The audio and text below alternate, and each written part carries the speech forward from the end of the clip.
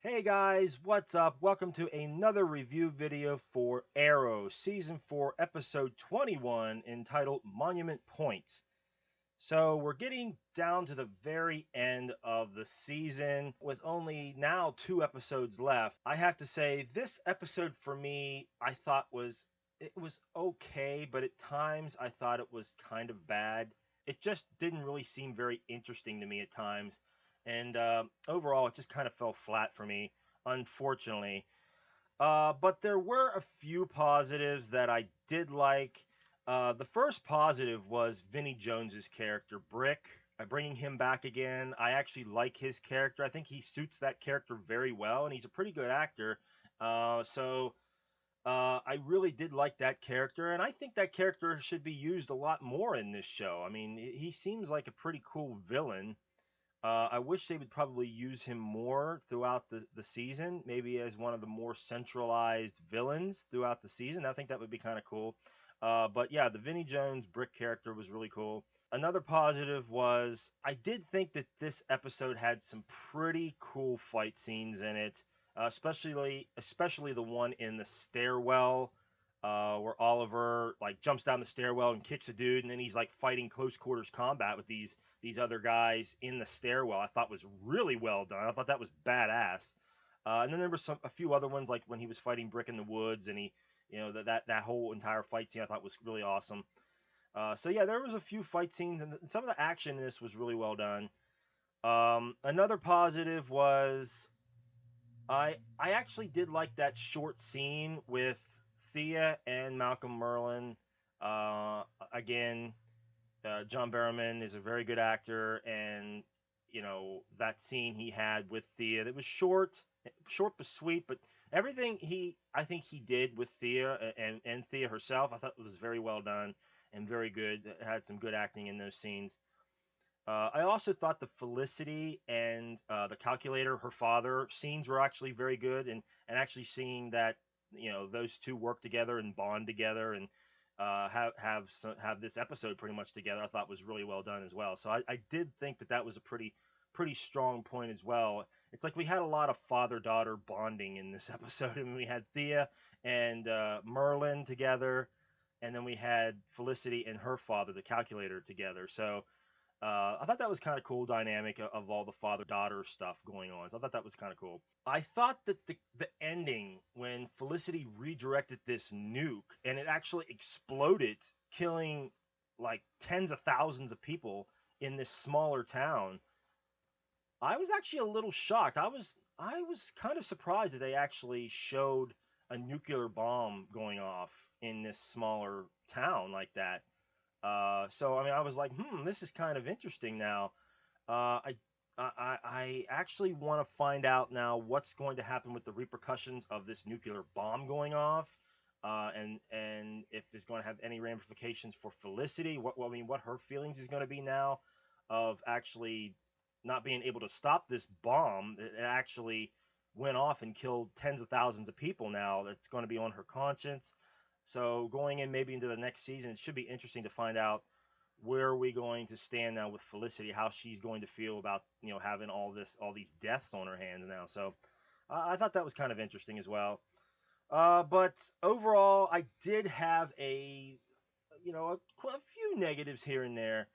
Um, my first negative, again, with a lot of these episodes, is the flashbacks. Again, the flashbacks were just they're to the point now where I just don't care anymore. I mean, they were keeping me intrigued a little bit, and they're interesting a little bit to see where they were going with this. I was hoping they were going to pick it up, but they didn't have any last week, and I thought it was fantastic. It was refreshing. This week they brought them back again. It just dragged the episode down, and I just didn't care. I mean, you see Oliver shooting a machine gun, and he's like, you know, going backwards like he can't take this machine gun. It's like you shot guns before. I mean, what the hell? That was kind of odd. And then you have the Russian chick that's with Oliver. These scenes are very very short, and you don't get anything out of it. And I mean, the only thing maybe you got out of it is like, well, when you hold the idol, you turn into, you get its powers, or something is happening to that Russian chick.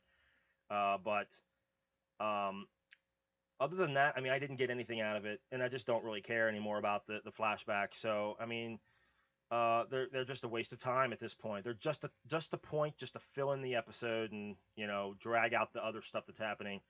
Um, so far, it's actually been 2 seasons with flashbacks that are pretty terrible, that just don't matter and nobody cares about. So it's unfortunate.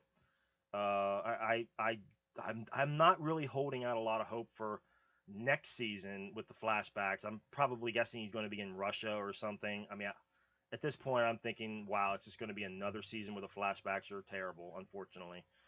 But another negative for me was Anarchy in this episode.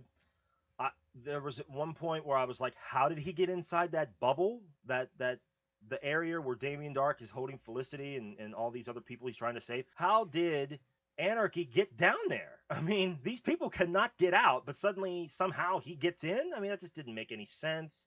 And just him just being there in general, it just didn't make any sense at all. So that was a negative for me. I thought it was kind of annoying. It was a negative, kind of a nitpick negative a little bit as well, that about Donna in this, which is Felicity's mother, how she was kind of basically giving Lance an ultimatum to actually tell the truth about Laurel, that she's the Black Canary, and actually put down on that paper. He's going to lose his job. And I'm like, you're forcing this guy to do that. And you're saying that he's lying. I mean, I don't know what it is with the Smoke mother and daughter. I mean, they're forcing their boyfriends, their fiancés, or whatever, to tell truths that doesn't really matter. I mean, you had Felicity, leaving Oliver and forcing Oliver, basically to tell the truth about his son, and that wasn't that big of a deal, really. I mean, it wasn't his decision anyway. And then you have Donna forcing Lance to tell the truth about Laurel on an official paper.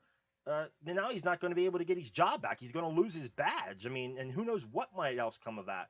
So, and that's not that big a deal either. I mean, like, what is that going to prove? It doesn't prove anything.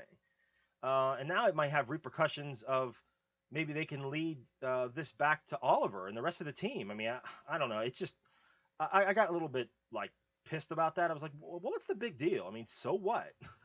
I mean, I thought that was a negative. Another negative that's heading into the final few episodes of this season is that we find out that this whole entire time, Damien Dark has just been leading up to this end of the world scenario, launching these nukes and burning down the world and rebuilding, and it's all been done before. It's not original or anything. It's been done before many, many times throughout cinema. And I really think that this stuff doesn't need to be in Arrow, really. I mean, it just seems like it's over the head of the Green Arrow a little bit, and the team. It's like this seems like more suited for like a crossover type thing with maybe the Flash or Legends of Tomorrow, or something that they could bring in more help to actually have other superpowered metahumans or whatever to actually help save the world. I mean, when it's just Arrow and he's shooting arrows at a nuclear bomb, I mean, it doesn't seem like it doesn't seem like it fits very well. So I mean, this type of stuff would be more suited for like a Supergirl or a Flash or something to that nature. I mean, that's what it seems like to me. I mean, it just seems very out of place here on the Green Arrow, show. So, but overall, guys, I thought this episode at times was okay. At other times, I thought it was kind of dull. But you know, it's kind of disappointing. We only now have 2 episodes left. I really hope the last 2 episodes are really, really strong to finish out this season on a good note, going into the 5th seasons coming up. So that's insane. But yeah, guys, if there's anything that I didn't talk about that you actually really liked about this episode, or anything that you didn't like about this episode, please write down in the comments below. But that will do it for me for this review video of Arrow. I will be back next week. Until then, take it easy.